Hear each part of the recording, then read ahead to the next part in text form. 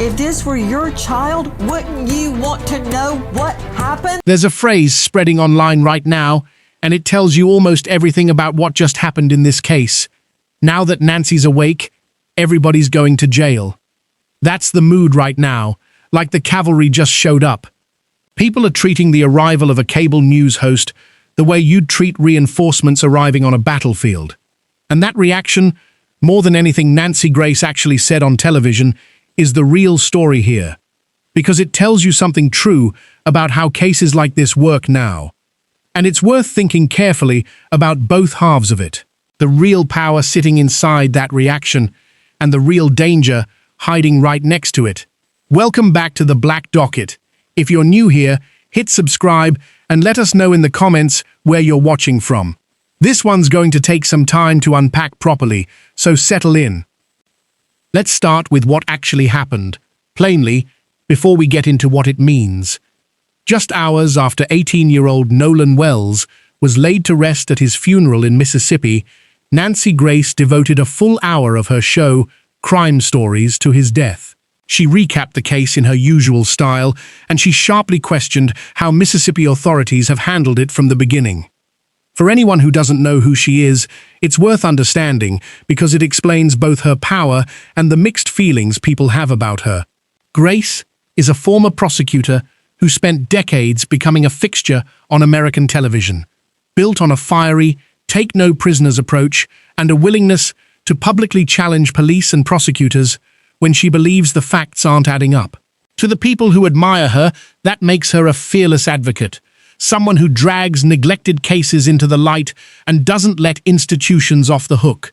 To her critics, that same intensity has, over the years, meant reaching conclusions loudly and early, in ways that didn't always hold up.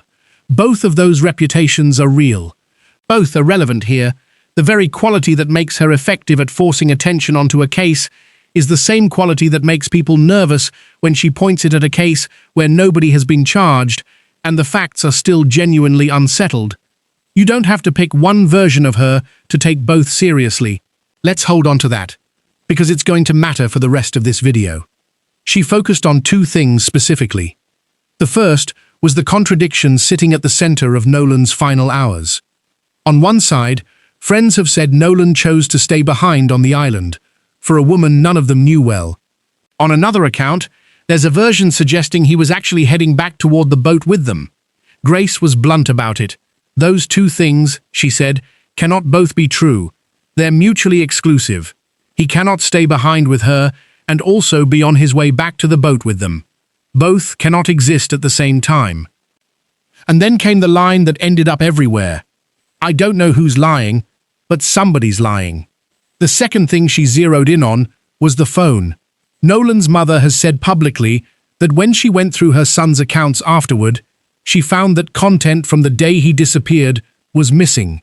And separately, two different location services, a family tracking app and a location feature tied to a social platform, gave readings that didn't match each other and didn't match where the phone was ultimately found. She said she could understand a location being off by a few blocks. She couldn't understand a gap the size that's being described. Grace, applying a prosecutor's instinct to that detail, flagged it as the kind of mismatch that doesn't usually happen by accident at that scale. Now, to be fair, there may be a completely ordinary technical explanation here. Different apps calculate location differently, and they can be wildly inaccurate depending on signal, device settings, a dozen other things. But the instinct that a gap this large deserves a real, documented answer, rather than a shrug, isn't unreasonable. And it happens to point directly at the phone examination that investigators and the family have reportedly agreed to conduct. Here's something worth sitting with before we go any further. Nancy Grace didn't break any of this open. She didn't reveal a single piece of evidence nobody already had access to. As one outlet dryly pointed out afterward, neither she nor her guest presented anything new. She reviewed facts that were already public, and she reacted to them with more force and a bigger platform than anyone had used on this case before. That's exactly the point, and it's exactly why understanding what her involvement does requires looking past what she actually said and toward the effect of who was saying it and how loudly. So let's be concrete about what a figure like this actually brings to a case, because it's real and it would be dishonest to just wave it off as spectacle. The first thing she brings is a platform, and platforms are not neutral things. A grieving family in Mississippi, even one working with a well-known attorney, is competing for attention inside an ocean of other stories, other tragedies, other news cycles moving fast enough to bury almost anything within days. Attention is the scarcest resource in a case like this, and Grace commands a large, loyal, national audience built over literal decades on television. When she spends an hour on a case, that case does not fade quietly, which is precisely the outcome so many families fear most. The moment the initial wave of news coverage passes, and the story just stops. Sustained attention functions as its own form of accountability. Officials behave differently when they know a large audience is watching and isn't going anywhere. That's not cynicism about how institutions work. That's simply how public institutions respond to scrutiny, in Mississippi or anywhere else. Grace's involvement makes it much harder for this case to quietly recede into the background. For a family terrified of exactly that outcome, that's a genuinely valuable thing. The second thing she brings is a specific kind of credibility. Grace isn't just a television personality with a loud voice. She spent years as a prosecutor before any of this, so when she says two accounts are mutually exclusive, or that the phone data doesn't add up, she's not speaking as a random commentator reacting emotionally. She's applying an actual prosecutor's framing to evidence that's already public. And that framing carries weight with an audience that a typical talking head simply doesn't have. In a real sense, she's modeling, on national television, in front of millions, the kind of pointed question a prosecutor would ask in a courtroom, which can pressure the people actually running this investigation to demonstrate, publicly, that they're asking those same questions themselves. Whether or not you personally enjoy her delivery, the two questions she raised, about the contradiction and about the phone, sit at the genuine center of this case. Those aren't manufactured talking points. Those are the real, open questions.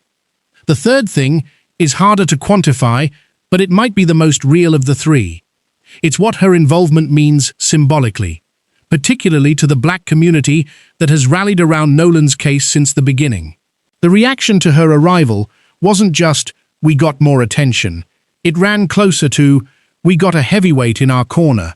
There's a long, painful history behind the fear that a young Black man's suspicious death might quietly get written off, filed, closed, forgotten. And over the years, Grace has built a reputation, specifically within marginalized communities, for aggressively challenging authorities when she believes the facts aren't adding up. That history is exactly why her arrival landed the way it did. And she didn't arrive alone. She joined what's already become a genuinely remarkable roster of prominent people attached to this case. Attorney Ben Crump is representing Nolan's family, a name that by now has become almost synonymous with these kinds of national civil rights cases. Reverend Al Sharpton has offered a significant reward for information, while also publicly calling for calm and patience rather than premature conclusions. Tyler Perry reportedly stepped in to help with funeral costs for the family. Colin Kaepernick's organization funded the independent second autopsy, the one that found the discoloration we've talked about in earlier updates on this case. Media entrepreneur Byron Allen has also been named among the case's prominent supporters. When you see that many powerful, resourced, nationally known figures converge onto a single case like this, it tells you something important. It tells you this family is not being left to fight alone, which, on its own, is a genuine advantage most grieving families never get. But it also tells you something else. This case has become, for better and for worse, a national cause. And national causes generate their own gravity, their own momentum, their own pressure to arrive at a satisfying, dramatic ending, sometimes independent of wherever the actual evidence leads. So Grace's arrival was received, almost instantly, as a signal. This case is going to be fought for, not quietly filed away. That symbolic weight is not nothing for a family and a community already carrying a very specific, well-earned fear of being dismissed. A nationally known figure loudly refusing to look away, can feel like the difference between being heard and being ignored. And it's worth honoring why that fear exists in the first place, rather than treating it as irrational. It's grounded in a long, documented history of cases where the deaths of young black people were closed too quickly, investigated too casually, or explained away too conveniently. When people say they're relieved Nancy Grace is watching this case, they are not being unreasonable. They are responding to a pattern they have very real reasons to distrust. The relief people feel is legitimate, even if the "everybody's going to jail" confidence riding alongside it isn't. You can validate the fear that produces that celebration without necessarily endorsing the fantasy the celebration sometimes carries with it. Both of those things can be true at once, and holding both of them at once is really the entire point of taking this moment seriously. So yes, this is genuinely a big deal. Those effects we just walked through are real, and they matter. But an honest look at this requires the other half of the picture too, because the celebrity attention machine has a documented downside, and this specific case has already shown, in real time, exactly how that downside plays out. Here's the uncomfortable part. The same intense, emotional, national attention that pressures officials to move faster and be more transparent also supercharges everything else swirling around a case like this, including the parts that hurt actual people.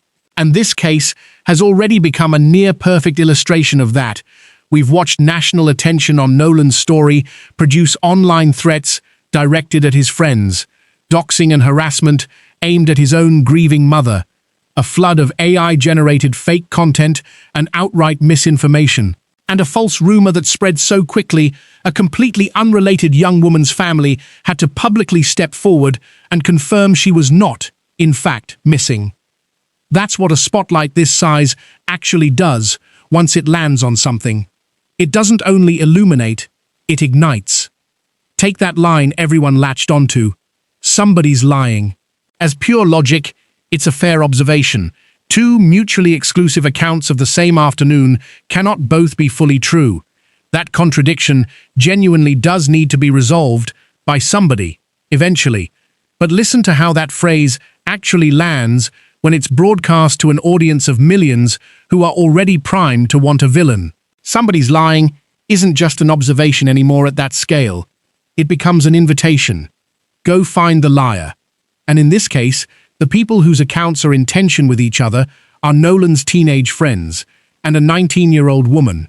None of them have been charged with anything. At least one of them has already become the target of false rumors and open online cruelty, based on nothing more than proximity to a story that's gone national. A prosecutor standing in an actual courtroom is bound by rules, by process, by real consequences if they overreach. The exact same words, broadcast instead to a vast, emotional, online audience, come with no such guardrails at all. They can, and in cases like this, often do, translate directly into ordinary people being hunted down by strangers who've appointed themselves detectives for the evening. This isn't a claim that Grace intends any of that outcome. It's an observation that the machine she's a part of tends to produce it anyway. And intention doesn't undo impact. There's a specific asymmetry worth naming clearly, because it explains why this matters so much. When someone with a platform this size is right to be suspicious, the benefit of that suspicion flows outward, diffusely, toward an entire system. Officials feel pressure. A case stays open longer than it might have otherwise. But when that same online energy misfires, and it does, regularly, the cost lands somewhere very specific, on a named, identifiable, ordinary person, a teenage friend, a 19-year-old woman who now absorbs real, personal harm immediately in her actual life. The upside of all this attention is spread thin across an entire institution.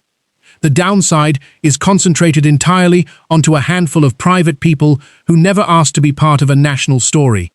That asymmetry alone should make anyone holding a platform this large extraordinarily careful with phrases like, "somebody's lying," because the person who actually pays the price for a careless framing is almost never the official it was aimed at in the first place.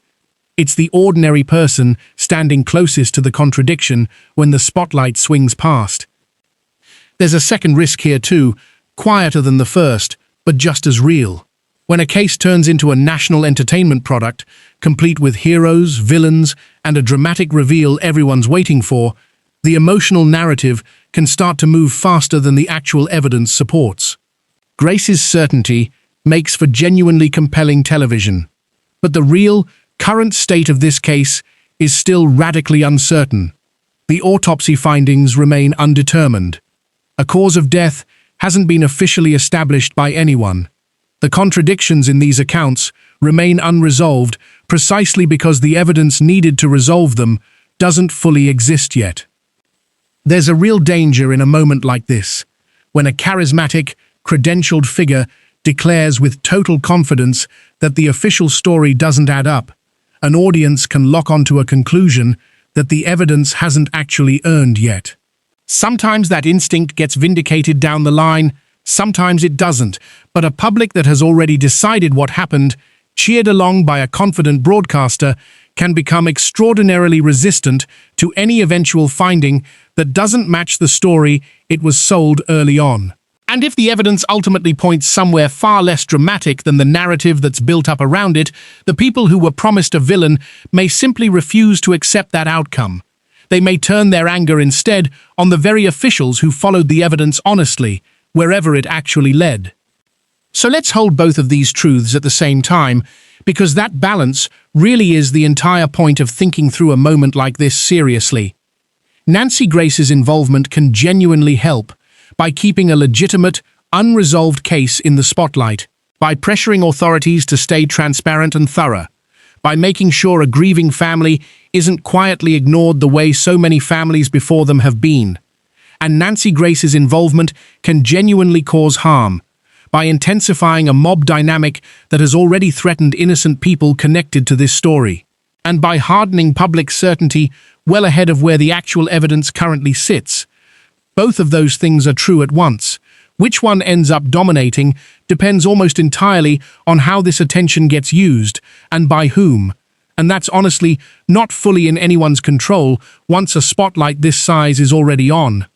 Here's what's genuinely fascinating, and a little unsettling, about this whole phenomenon, if you step back far enough to see it clearly. The reaction to Grace, "everybody's going to jail," reveals something widespread and understandable and just slightly dangerous, all at the same time. It's the belief that justice is fundamentally a matter of attention, that the reason cases like this go unsolved or unpunished comes down to a lack of spotlight, that if you can just get a big enough celebrity to genuinely care, the outcome eventually bends toward justice on its own. And there's a painful kernel of truth buried inside that belief. Attention does affect outcomes, measurably. Cases with powerful, resourced advocates behind them do get treated differently than cases without any. That's a real and honestly troubling feature of the actual system we all live inside. But it's also a dangerous thing to fully believe, because it quietly locates justice inside fame rather than inside evidence, and it implies that only the loudest, most telegenic cases actually deserve resolution, while the quiet ones somehow don't.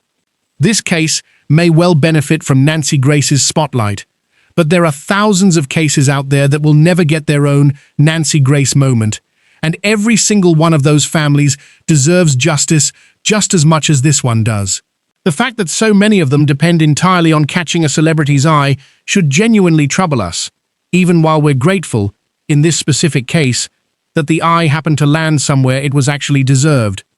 Follow that belief all the way down and think about what it actually implies. It means two families suffering nearly identical tragedies can end up receiving wildly different levels of official urgency, based on nothing more than which one happened to go viral, which one a famous person happened to notice, which one arrived at exactly the right moment in an unpredictable attention economy. That's not justice in any principled sense of the word. It's closer to a lottery, and the ticket is visibility. And here's the genuinely heartbreaking part. given the system we actually have, not the one we designed from scratch. Playing that lottery is a completely rational thing for a desperate, grieving family to do. If attention really does move outcomes, then of course you go looking for attention. Of course you welcome Nancy Grace, or anyone else with a platform large enough to matter. The problem was never the family's choice here, which is a wise one, given the circumstances they're in. The problem is a system where that choice becomes necessary at all. A system where the sheer volume of your advocates can end up mattering nearly as much as the actual strength of your evidence. Celebrating Grace's arrival and grieving the system that makes her arrival feel essential in the first place are two things that genuinely belong together, not in tension with each other, side by side. So, what should you actually take away from all of this? Not that the case is now solved, not that jail is somehow coming, whatever the hashtags might be suggesting today. A television host cannot indict anyone, cannot arrest anyone, cannot convict anyone. She has no legal power in this case at all. None. What she has is influence, and influence is a tool, one that can be aimed well or aimed badly, almost entirely depending on how it's used from here forward. Aimed well, it means demanding real transparency, keeping a legitimate, still open case genuinely visible, insisting that officials actually do their jobs in public where everyone can see the work being done. It means holding a real institution accountable to a public that's genuinely watching and paying attention. Aimed badly, it means feeding public certainty well ahead of the actual facts. It means pointing a massive, emotionally invested audience directly at private individuals who haven't been accused of a single thing by anyone with the actual authority to accuse them. The questions Nancy Grace raised about the contradictions in these accounts and about the phone, those are the right questions to be asking right now. Whether the enormous wave of attention she's brought to this case ends up serving the truth or stampeding straight past it depends entirely on whether everyone downstream of her, including everyone watching this video right now, treats her questions as questions, not as verdicts already handed down. And that's really the heart of all of this. A platform this large can force a case to be taken seriously by the people whose job it is to solve it. It cannot, by itself, make the eventual resolution of that case just. Only actual evidence can do that. And evidence, unlike an audience, doesn't care how many people are watching or how famous the person demanding answers happens to be. The most useful thing a spotlight this size can actually do here is pressure the system to produce that evidence, the completed autopsy, the phone analysis everyone's waiting on, whatever a grand jury eventually finds, and to produce all of it out in the open, where it can be examined honestly. The least useful thing it can do is convince an entire watching public that it already knows the answer, simply because a confident, familiar voice on television said so with enough conviction. There's a real gap between what people are hoping Grace's arrival means and what it can actually deliver here. People are hoping it means somebody is finally going to jail. What it actually means is that a case which genuinely deserves scrutiny is going to get a lot more of it, and that officials in Mississippi are going to feel real heat to show their work publicly rather than quietly behind closed doors. Those are not the same outcome. The first is a fantasy of justice delivered by celebrity. The second is far more modest, far more real, and genuinely valuable in its own right. It's simply the ordinary function of a free press and a loud, engaged public, keeping the powerful from quietly closing a book that still deserves to stay open. If Nancy Grace's involvement ends up accomplishing that second thing, it will have done something genuinely good here, whether or not it ever produces the dramatic ending so many of her viewers are currently hoping for. So here's what we want to leave you sitting with tonight. And honestly, it's less a question about Nolan Wells specifically, and more a question about all of us, and how we engage with cases like this one going forward. We've built a system where a family's actual odds of getting real answers can genuinely improve the moment a television host decides to care. Sit with how that makes you feel, honestly. Part of you, the part that simply wants justice for an 18-year-old who never made it home, is glad this spotlight found its way to him. And that feeling is completely valid. But another part of you should feel a little uneasy too, because that exact same system means justice is effectively being rationed by fame, and because the very spotlight helping this case has already burned real, innocent people caught inside this same story. Hold both of those feelings at once. Don't resolve them too quickly or too neatly. The arrival of Nancy Grace in Nolan Wells's case is a big deal precisely because it forces this uncomfortable question out into the open, where it's harder to ignore. And the honest answer here isn't a cheer, and it isn't a dismissal either. It's something closer to a careful, watchful insistence on the evidence, paired with a real commitment to protecting the people caught in the blast radius of all this attention. That kind of hope is harder to hold on to than a hashtag. It asks you to want the spotlight to force the truth out into the open, while refusing to let that same spotlight decide the truth in advance, on its own. It asks you to feel grateful for the pressure landing on officials, while staying genuinely vigilant about the pressure landing on ordinary people. It asks you to treat a confident broadcaster's questions as questions, and to keep your own certainty in check, even when a compelling voice is actively inviting you to abandon it.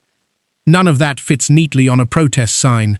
None of it is as immediately satisfying as simply declaring that the cavalry has arrived and justice is now inevitable. But it's the only posture that actually serves an 18-year-old who's no longer here to speak for himself, rather than serving the appetite of an audience that's confused a single television segment for a final verdict. Nancy Grace can help keep this door open. Only the evidence can ever tell us what's actually standing behind it. If this case matters to you, hit subscribe so you're here for the next update the moment it drops. And down in the comments, we genuinely want to know, where do you land on this? Helpful pressure on a system that needed it, or attention that's already gone further than it should? We'll be back the moment there's more to tell you.